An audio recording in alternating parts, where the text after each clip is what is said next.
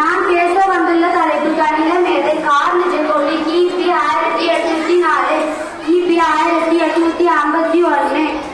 இவர் 1804ஆம் ஆண்டு போஸ்டாம் நகரில் பிறந்தார். 1823ஆம் ஆண்டு முழுமையற்ற பின்னங்கள் என்னும் தலைப்பில் கணித ஆய்வு மேற்கொண்டார். முப்பரிமாண இடைவெளியில் வரைவு பரப்பு ஆகியவற்றின் விருதுகளை வெளியிட்டார்.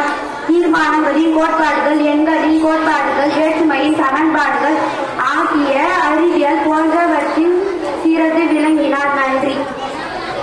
நான் எடுத்துக்கொண்ட கணித மேதையின் தலைப்பு பித்தாகரஸ். பித்தாகரஸ் கிமு 580 பித்தாகரஸ் கிரேக்க நாட்டில் உள்ள சாமோஸ் என்ற இடத்தில் பிறந்தார். பித்தாகரஸ் தேற்றமானது ஒரு முக்கிய கண்டுபிடிப்பு ஆகும். ஒரு முக்கோணமானது 3 பக்கங்களால் ஆன ஒரு கணித வடிவமாகும். ஒரு செங்கோண முக்கோணத்தின் அளவு 90 பாகையாக கொண்ட ஒரு முக்கோணம் என்ற தேற்றத்தால் உலக புகழ் பெற்றார். இவர் கிமு 500 வயது என்பதில் வடகொண்டர் என்னும் இடத்தில் இருந்தார்.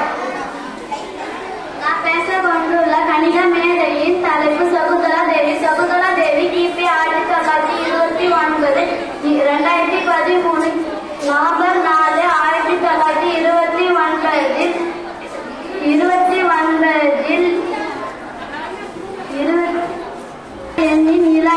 இலக்கை 23வது மூலத்தை கணக்கிட்டார். இவர் பள்ளிக்கூடம் செல்லாதவர். மனித கம்ப்யூட்டர் என அழைக்கப்படுவர். மின்னல் வேகத்தில் கணித கேள்விகளுக்கு விடையளிக்கும் திறமையால் பின்னணியில் இடம் பெற்றார். இவர் ஏப்ரல் 21 2013 83 வயதில் காலமானார்.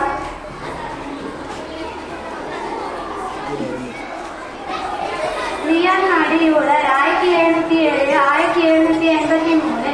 யூலர் சுவிட்சர்லாந்து நாட்டில் உள்ள போசல் என்னும் இடத்தில் 1707ஆம் ஆண்டு ஏப்ரல் 12ஆம் நாள் பிறந்தார்.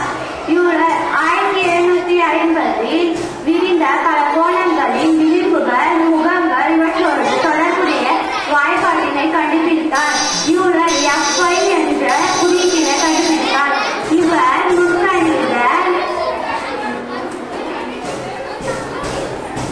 நுண்கணித வேற்றுமை சமன்பாடு, வளைவு, எண்தோற்றம், பரப்பு, முடிவின் தொடர் போன்றவற்றில் கண்டுபிடித்தார்.